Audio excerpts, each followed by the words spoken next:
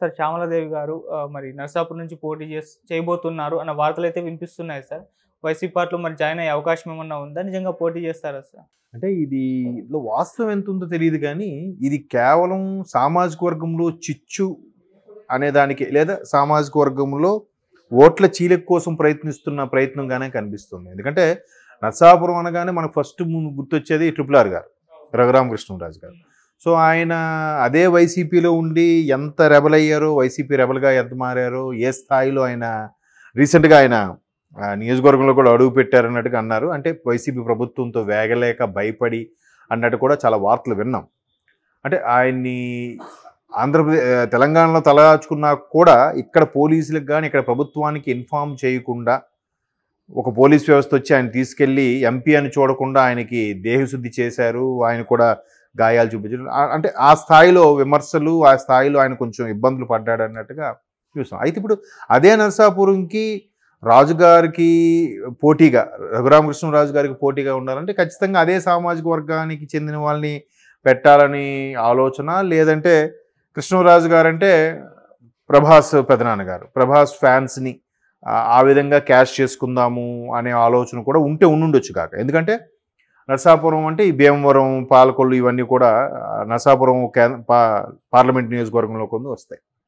ఇంకోటి ఏంటంటే భీమవరం, నరసాపురం ఈ సరౌండింగ్స్లో ఫిల్మ్ ఇండస్ట్రీకి సంబంధించి ఎక్కువగా అబ్జర్వ్ చేసేది, ప్రభాస్ గారి కటౌట్లు ఈ స్థాయిలో పెడితే వెంటనే పవన్ కళ్యాణ్ కటౌట్ ఉంది, దానికి ఒక 2 అడుగులు ఎత్తు, పవన్ కళ్యాణ్ పెట్టారు మళ్ళీ ప్రభాస్ గారి కటౌట్ ఇంకో 2 అడుగులు, అట్లా పోటాపోటీగా. ఒకసారి భీమ్లా నాయక్ సినిమాకు దేనికో అనుకుంటా పవన్ కళ్యాణ్ గారి సినిమాలను వరుసగా ఊరంతా పోస్టర్లు పెట్టారు, వరుసగా హోర్డింగ్లు. వీళ్ళు వెంటనే ప్రభాస్ గారు సంథింగ్ ఏవో నెక్స్ట్ సినిమాకి వరుసగా హోర్డింగ్లు, అట్లా పోటాపోటీగా పెట్టడం జరుగుతుంది. అది ఆ అట్మాస్ఫియర్ ఉండాలి ఇండస్ట్రీలో సినిమాల పరంగా.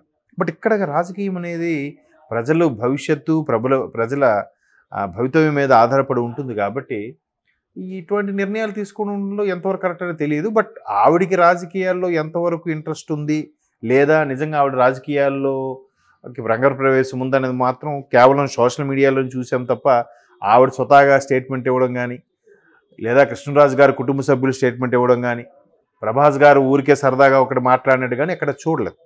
అండ్ మోరోవర్ కృష్ణరాజు గారు పీఆర్పీలో చేరేటప్పుడు అంతకుముందు బీజేపీకి చెందిన వ్యక్తి, తర్వాత పీఆర్పీ క్లోజ్ అయిపోయిన తర్వాత మరలా బీజేపీ తరఫునే వచ్చేసారు. ఎందుకంటే ప్రభాస్ బాహుబలి సినిమా హిట్ అయిన తర్వాత నరేంద్ర మోడీ గారిని ప్రభాస్ని తీసుకెళ్లి పరిచయం చేసి మాట్లాడించడం కూడా జరిగింది. సో బీజేపీతో ఆ విధమైన సత్సంబంధాలు ఉన్నాయి. మరి ఇప్పుడు బీజేపీలో చేరకుండా లేదా వైసీపీలో చేరుతున్నారని అంటే ఇంట్లో ఎంతవరకు వాస్తవం అనేది మాత్రం మనకు పూర్తి స్థాయిలో తెలియదు. మేబీ రఘురామకృష్ణరాజు గారికి పోటీగా అదే సామాజిక వర్గానికి చెందిన వ్యక్తులే ఉండాలనే ఉద్దేశంతో ఈవిడ్ని పెడుతున్నారేమో. ఎందుకంటే ఇంతకుముందు వార్తల్లో కూడా మనం చూసాం, పవన్ కళ్యాణ్ గారికి పోటీగా అదే సామాజిక వర్గానికి చెందిన వ్యక్తిని, ముద్దగడ పద్మనాభం గారిని లేదంటే వాళ్ళ అబ్బాయిని కానీ సీట్ ఇచ్చేలాగా ఉంటే ఆ పర్టికులర్ సామాజిక వర్గం చెందిన వ్యక్తులు ఓట్లు చీలిపోయి కొంత అవకాశం మనకు వచ్చే అవకాశం ఉందనే ఉద్దేశంతో, మరి ఏ ఉద్దేశంతోనో ఇప్పుడు ఆవిడ్ని ప్రపోజల్ పెడుతున్నట్టుగా కూడా వార్తలు వినిపిస్తున్నాయి. ఎక్కడ దాని మీద పక్కా ప్రూఫ్ అయితే లేదు కానీ ఇదంతా ఊహాగానాలు, లేదా ఇట్లా ప్రపోజల్ ఉంది. ఇప్పుడు నాయకులు, మంత్రులు లేదా జగన్మోహన్ రెడ్డి గారు అనుచరులు కొంతమంది మాట్లాడుకున్నది ఆ నోట ఈ నోట విని అలా రీచ్ అయ్యి సోషల్ మీడియాలో పోస్ట్గా వస్తే రావచ్చు కాక. బట్ దీనికి అధికారికమైన ప్రూఫ్స్ అయితే నేను చూడలేదు, నాకైతే ఎంతవరకు ఐడియా లేదు.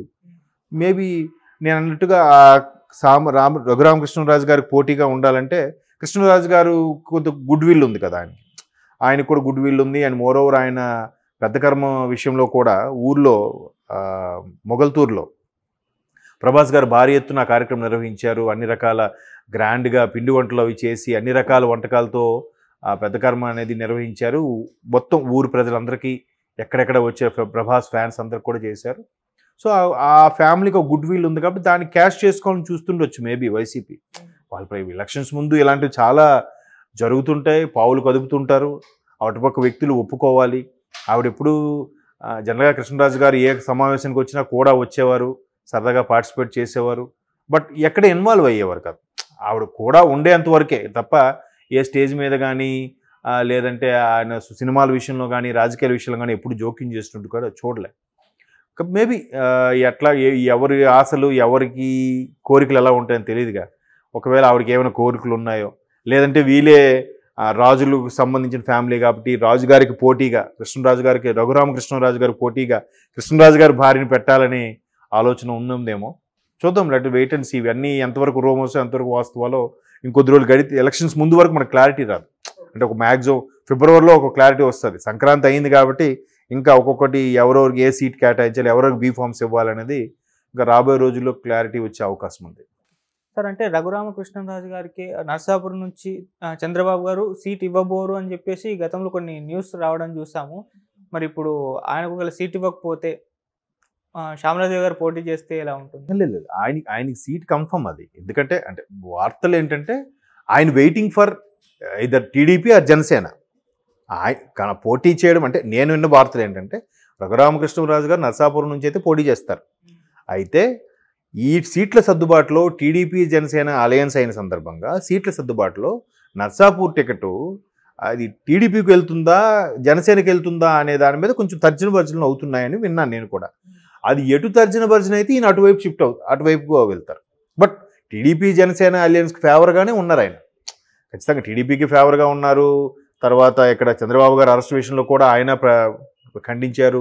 అక్కడ లోకేష్ గారు ఢిల్లీలో బెయిల్ కోసం, చంద్రబాబు గారు బెయిల్ కోసం కేసు విషయంలో తిరుగుతున్నప్పుడు కూడా సహకరించి ఉన్నారు. కాబట్టి అది ఈ ఉమ్మడి సఖ్యతలో ఎటువైపు వెళ్తే అటువైపు నుంచి పోటీ చేయడానికి సిద్ధంగా ఉన్నారు. దాంట్లో తప్పటాల్సింది ఏం లేదు. కాబట్టి ఆయనకి కన్ఫర్మ్ అని ఫిక్స్ అయింది. ఎందుకంటే ఆయన కొంత ఫెయిత్ ఉంది ఆ పర్టికులర్ ఏరియాలో రఘురామకృష్ణరాజు గారికి. ఎందుకంటే కొంతమంది మీడియా మిత్రులు కూడా చెప్పేది ఏంటంటే ఆయన తన కింద వాళ్ళని పరివారాన్ని కానీ బాగా చూసుకుంటారు. ఎక్కడ కూడా ఎంతసేపు తిరిగి ఆయన సొంత ఫండ్స్ నుంచి ఖర్చు పెట్టే మనస్తత్వమే కానీ ప్రజల సొమ్ముని దోచుకెళ్ళిపోయే లేదంటే ఎంపీ ఫండ్స్ని దుర్వినియోగం చేసే మనిషి అయితే కాదు అని చాలామంది దగ్గర విన్నాను.